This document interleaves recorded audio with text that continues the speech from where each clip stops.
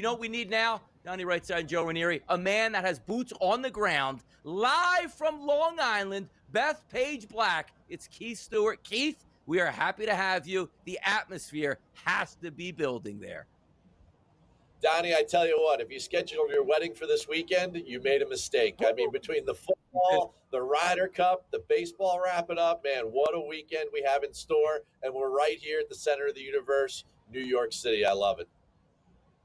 Keith, we're going to get to the odds in just a few moments, but I just like the bigness of the Ryder Cup, and none bigger than where this tournament is taking place. You walking around, getting the vibes, taking a look at the players here. What is the actual atmosphere here and everything that's building up towards it from what you can see?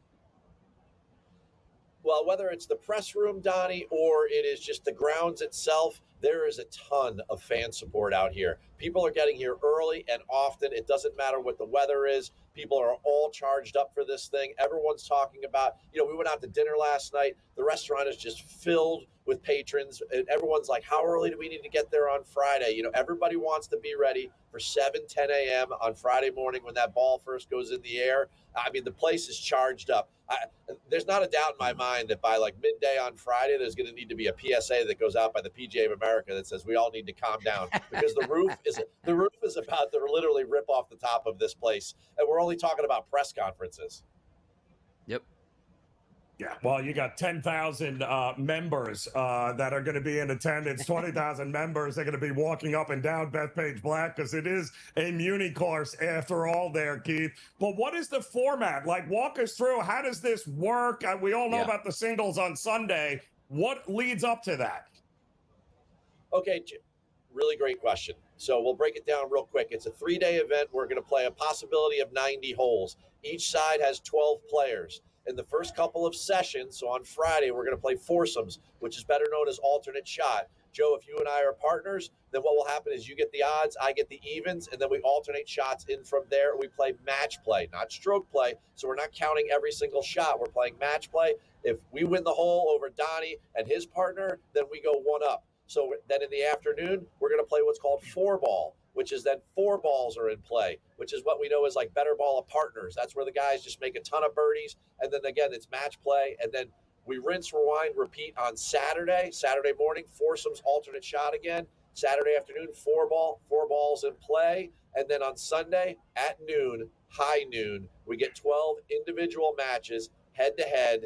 And I tell you what, I mean, that is going to be a spectacle. We haven't had a close Ryder Cup since, 2012 in Medina. So if we get Bethpage Black on a football Sunday with a very close Ryder Cup with 2 very evenly matched teams, I tell you what, this place is going to go completely nuclear.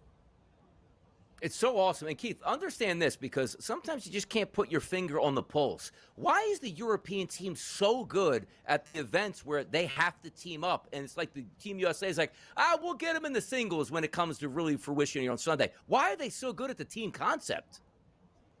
It's the same reason that you and Joe are good at betting, is because you rely on things like analytics and data and your actual brain. You don't go with your gut. The U.S. team forever, Zach Johnson, he did a terrible job. He didn't use any of the statistical support that the PGA of America gave him. And as a result, what turned out? They got smoked, right? Luke Donald, he employs a vice captain by the name of Eduardo Molinari. And Eduardo Molinari is a statistical genius when it comes to the game of golf. And he sets the teams up. And I believe Europe's been doing this for decades, where they look at the analytics and they partner guys so that they will perform the best they can together. You just look at the setup of the golf course, Bethpage Black, all the odd holes off the tee, they tend to bend left to right. The even holes, they bend right to left.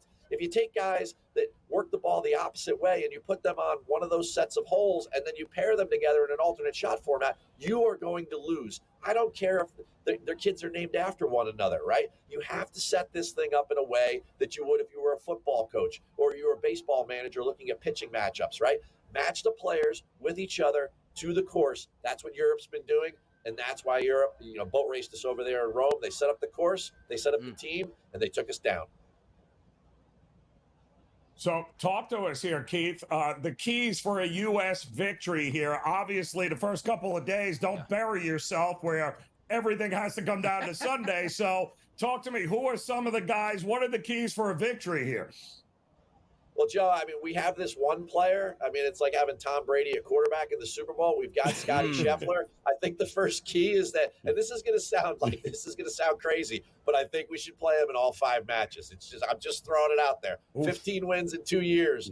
We got to get him out there. And I think the other thing we need to do, I think that Rory is going to try to take on the crowd. I think he's going to try to be a lightning rod. I think he's going to try to deflect all the crowd action away from his team to allow them to perform while he takes on and becomes the emotional leader of that team. Well, guess what? There is nothing he can do to be a bigger emotional leader than Bryson can. I think we need to roll Bryson out there. I mean, Bryson qualified for this team, one of 12 guys with the points in 8 events.